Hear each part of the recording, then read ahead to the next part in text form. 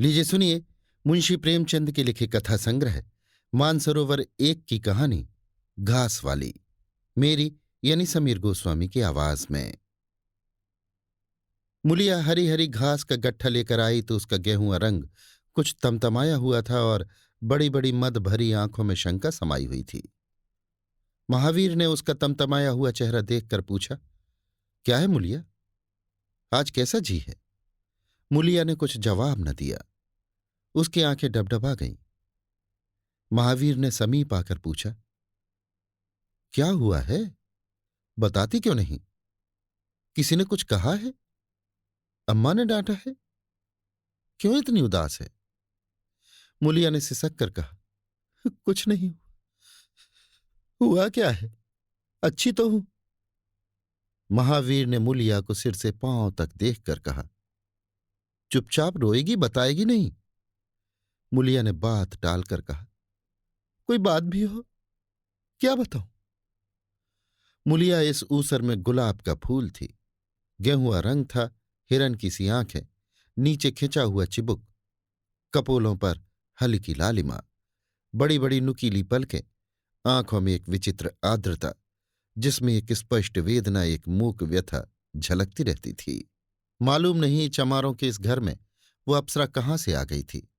क्या उसका कोमल फूल सा गात इस योग्य था कि सर पर घास की टोकरी रखकर बेचने जाती?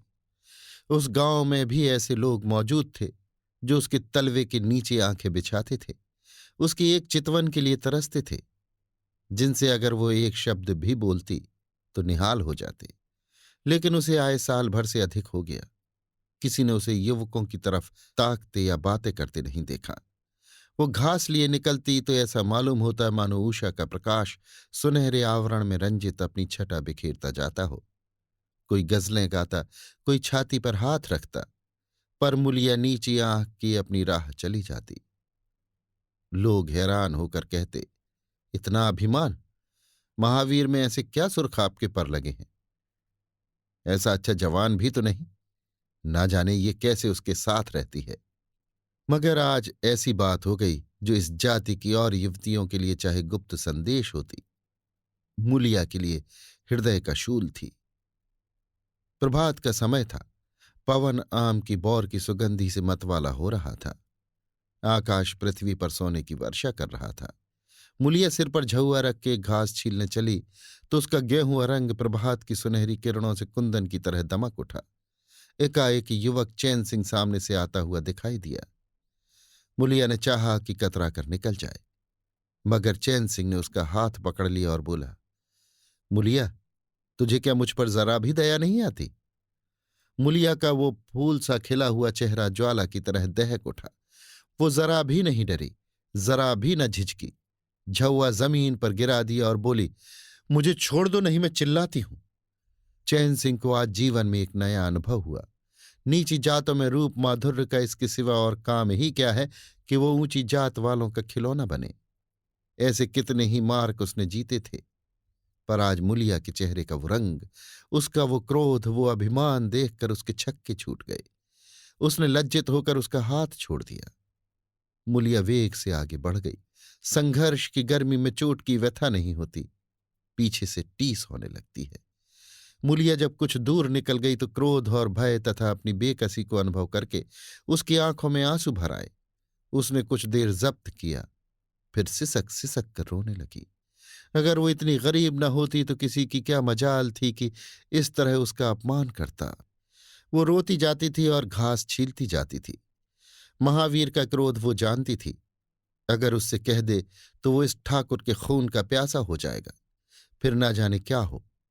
इस ख्याल से उसके रोए खड़े हो गए। इसीलिए उसने महावीर के प्रश्नों का कोई उत्तर न दिया। दूसरे दिन मुलिया घास के लिए न गई। सास ने पूछा, तू क्यों नहीं जाती? और तो सब चली गई। मुलिया ने सिर झुकाकर कहा, मैं अकेली न जाऊंगी। सास ने बिगड़ कर कहा, अकेले क्या तुझे बाघ उठा ले जाएगा? मुलिया ने और भी सिर झुका लिया और दबी हुई आवाज से बोली, सब मुझे छेड़ते हैं।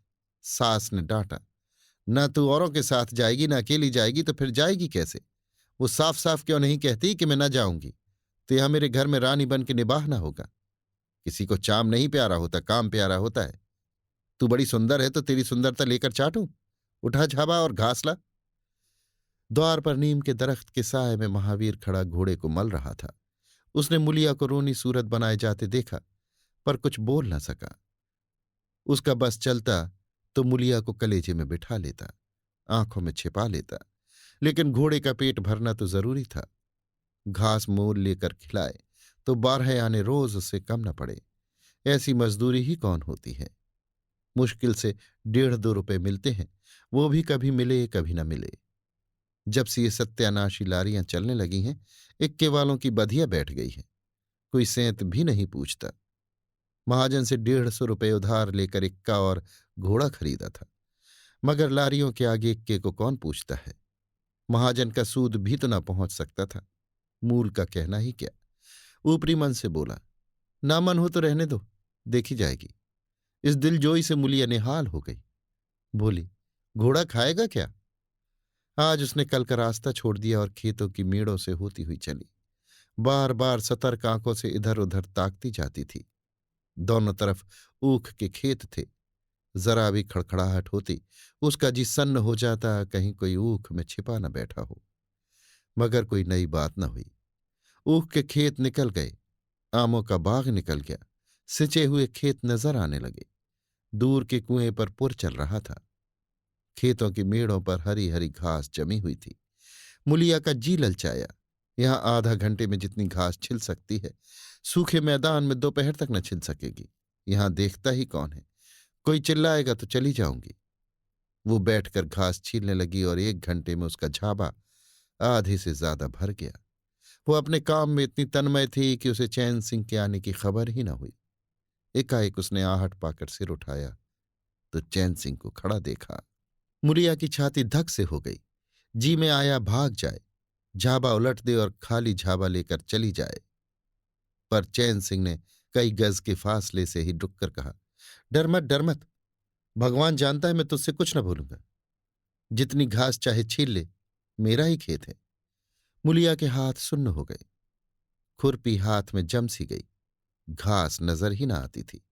जी चाहता था जमीन फट जाए और मैं समा जाऊं। जमीन आंखों के सामने तैरने लगी। चैन सिंह ने आश्वासन दिया, छीलती क्यों नहीं?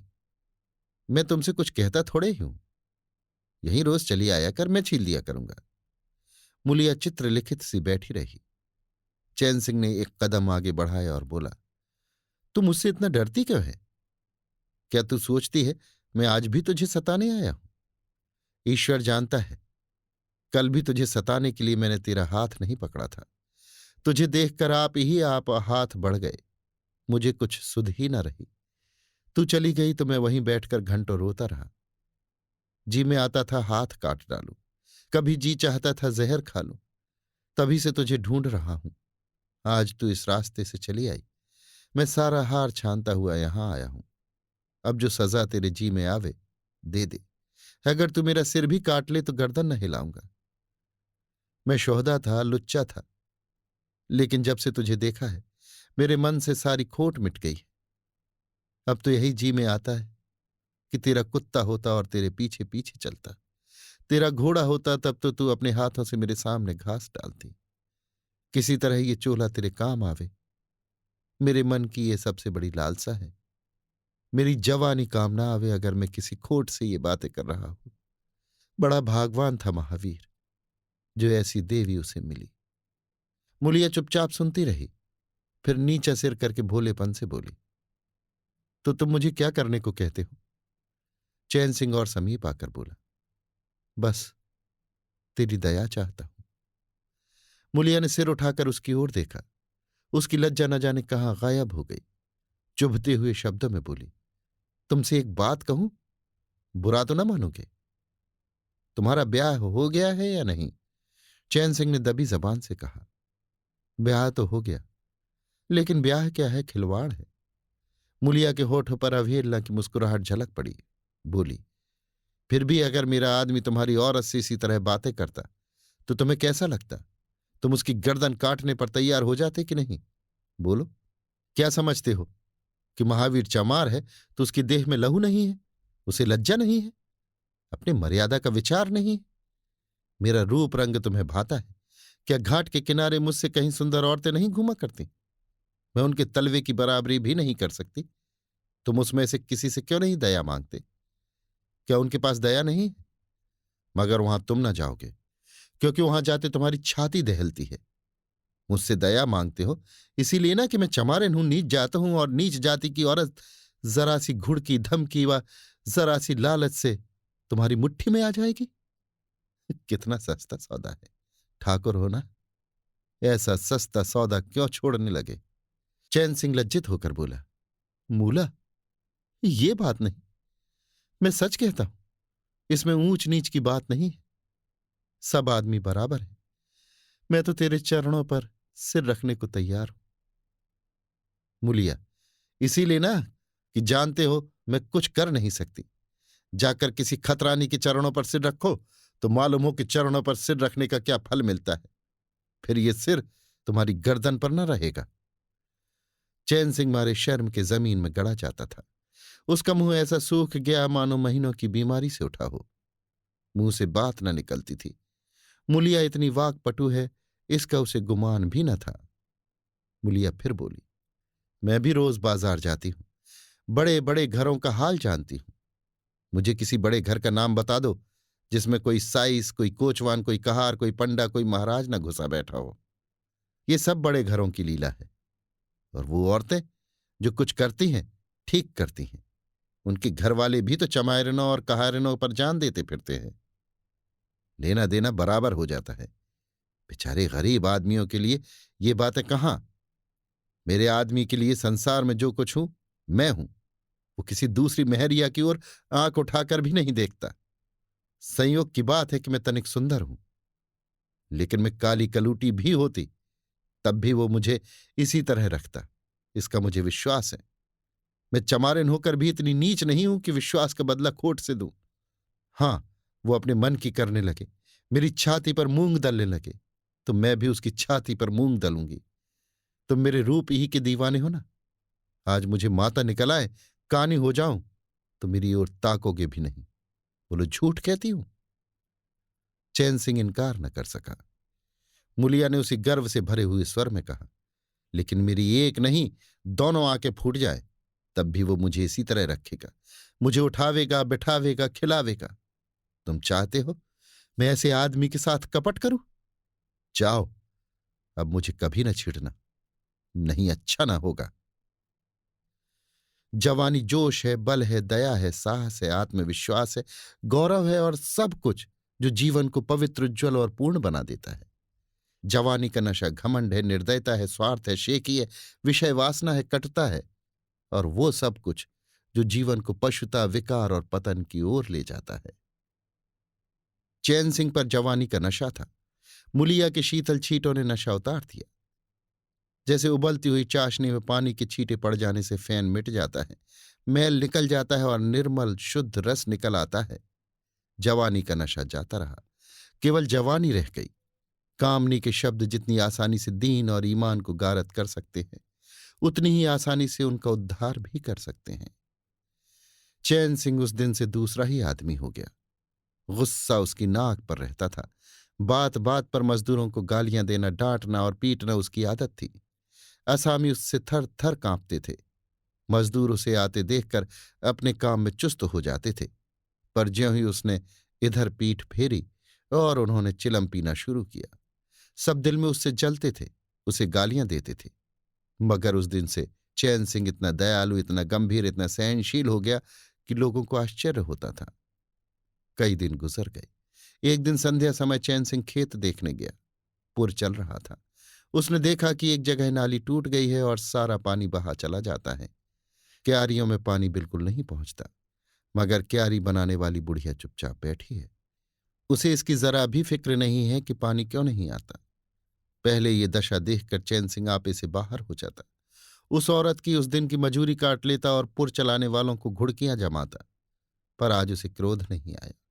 उसने मिट्टी लेकर नाली बांध दी और खेत में जाकर बुढ़िया से बोला, तू यहां बैठी है और पानी सब बहा जा रहा है?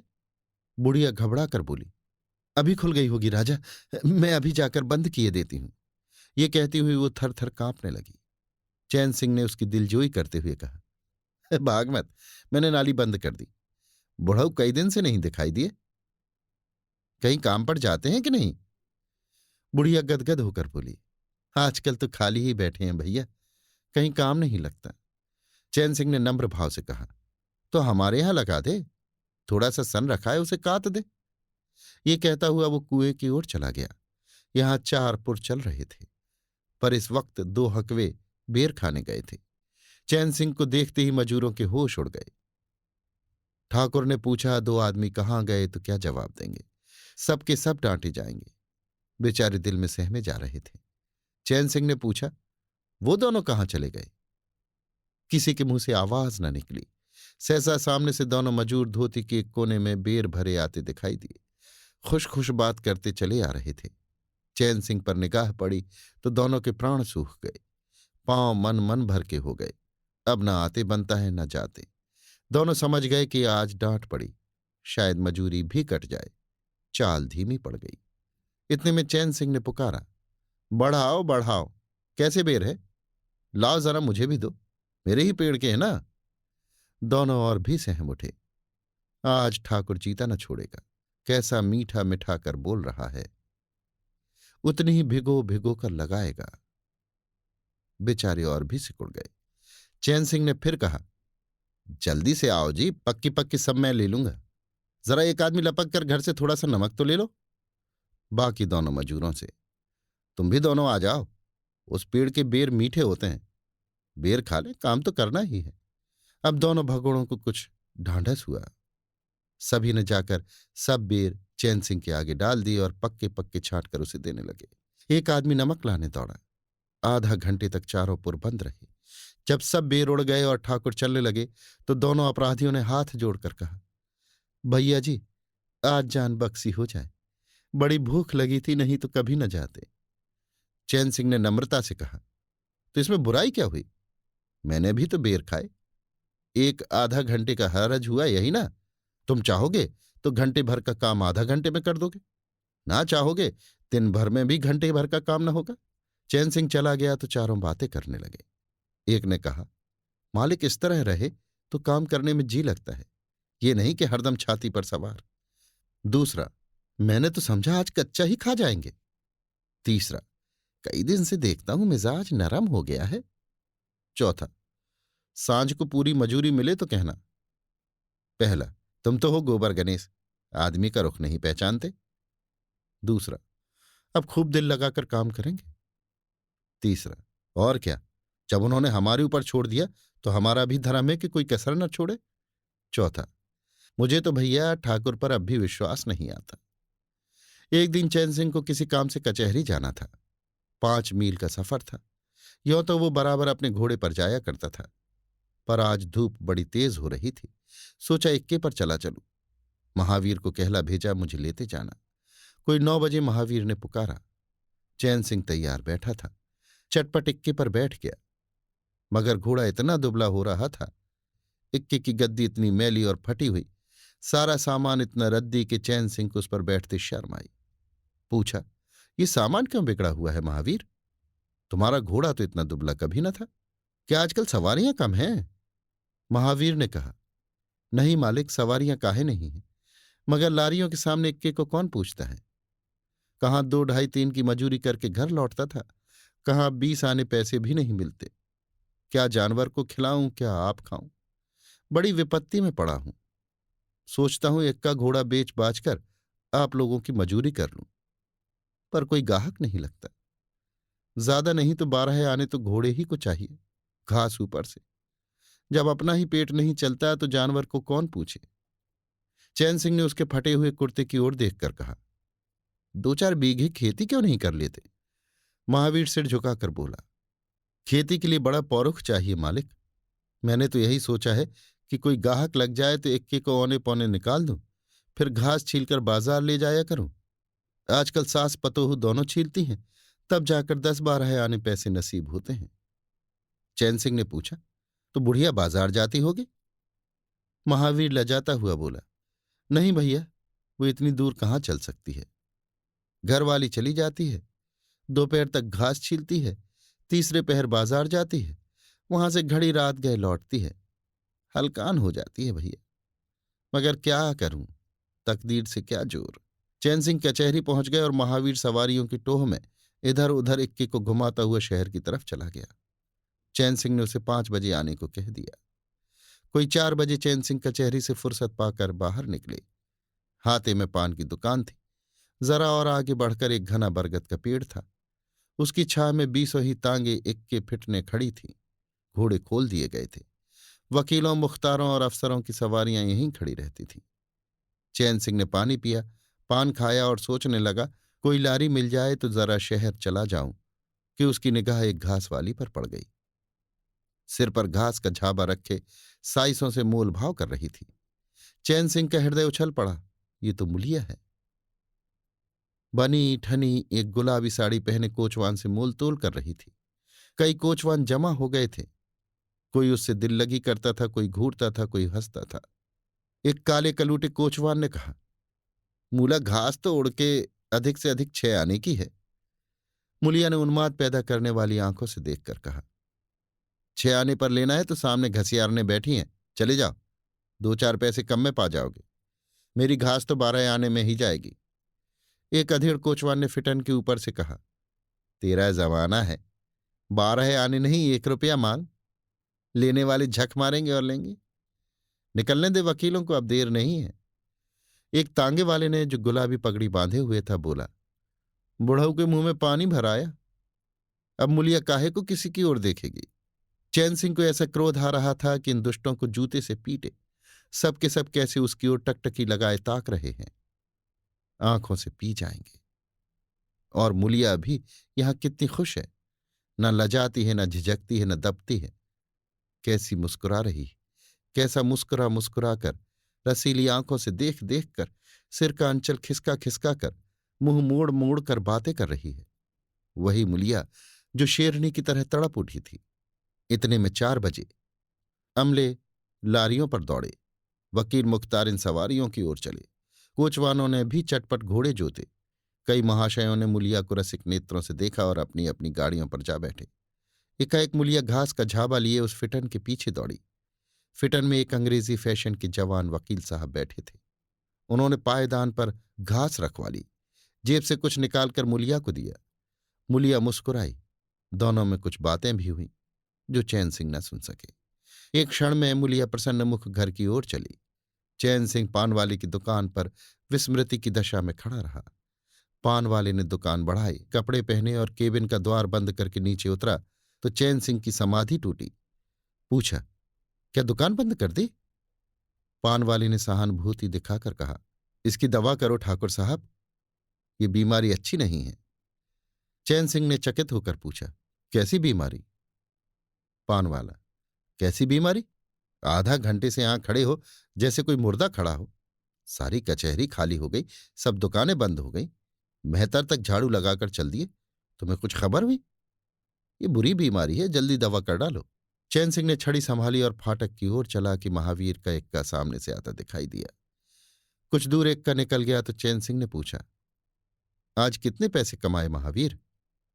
महावीर ने हंसकर कहा, आज तो मालिक दिन भर खड़ा ही रह गया, किसी ने बेगार में भी न पकड़ा, ऊपर से 4 पैसे की बीड़ियां पी गया। चैन सिंह ने जरा देर बाद कहा, मेरी एक सलाह है, तुम मुझसे 1 रुपया रोज लिया करो। बस जब मैं बुलाऊं तो इक्का लेकर चले आया करो। तब तो तुम्हारी घरवाली को घास लेकर बाजार न जाना पड़ेगा। बोलो मंजूर है? महावीर ने सजल आंखों से देखकर कहा, मालिक आप ही का तो खाता हूं, आपकी प्रजा हूं, जब मर्जी हो पकड़ मंगवाइए। आपसे रुपए? चैन सिंह ने बात काटकर कहा, नहीं, मैं तुम्हें बेगार नहीं लेना चाहता। तुम मुझसे 1 रुपया रोज ले जाया करो। घास लेकर घरवाली को बाजार मत भेजा करो। तुम्हारी आबरू मेरी आबरू है। और भी रुपए पैसे का जब काम लगे, बेखटके चले आया करो। हाँ देखो, मुलिया से इस बात की भूल कर भी चर्चा न करना। क्या फायदा? कई दिनों के बाद संध्या समय मुलिया चैन सिंह से मिली। चैन सिंह असामियों से मालगुजारी वसूल करके घर की ओर लपका जा रहा था कि उसी जगह जहां उसने मुलिया की बांह पकड़ी थी, मुलिया की आवाज कानों में आई। उसने ठिठक कर पीछे देखा तो मुलिया दौड़ी आ रही थी। बोला, क्या है मूला, क्यों दौड़ती हो? मैं तो खड़ा हूं। मूलिया ने हाँफते हुए कहा, कई दिन से तुमसे मिलना चाहती थी। आज तुम्हें आते देखा तो दौड़ी। अब मैं घास बेचने नहीं जाती। चैन सिंह ने कहा, बहुत अच्छी बात है। क्या तुमने कभी मुझे घास बेचते देखा है? हां, एक दिन देखा था। क्या महावीर ने तुझसे सब कह डाला? मैंने तो मना कर दिया था। वो मुझसे कोई बात नहीं छिपाता। दोनों एक क्षण चुप खड़े रहे। किसी को कोई बात न सूझती थी। एकाएक मुलिया ने मुस्कुराकर कहा, यहां तुमने मेरी बाह पकड़ी थी। चैन सिंह ने लज्जित होकर कहा, उसको भूल जाओ मूला। मुझ पर जाने कौन भूत सवार था। मुलिया गदगद कंठ से बोली, उसे क्यों भूल जाऊं? उसी बाह गहे की लाज तो निभा रहे हो। गरीबी आदमी से जो चाहे करावे। तुमने मुझे बचा लिया। फिर दोनों चुप हो गए। जरा देर के बाद मुलिया ने फिर कहा, तुमने समझा होगा, मैं हंसने बोलने में मगन हो रही थी। चैन सिंह ने बलपूर्वक कहा, नहीं मुलिया, मैंने एक क्षण के लिए भी नहीं समझा। मुलिया मुस्कुराकर बोली, मुझे तुमसे यही आशा थी और है। और पवन सिंचे हुए खेतों में विश्राम करने जा रहा था। सूर्य निशा की गोद में विश्राम करने जा रहा था। और उस मलिन प्रकाश में चैन सिंह मुलिया की विलीन होती हुई रेखा को खड़ा देख रहा था। अभी आप सुन रहे थे मुंशी प्रेमचंद के लिखे कथा संग्रह मानसरोवर एक की कहानी घास वाली, मेरी यानी समीर गोस्वामी की आवाज में।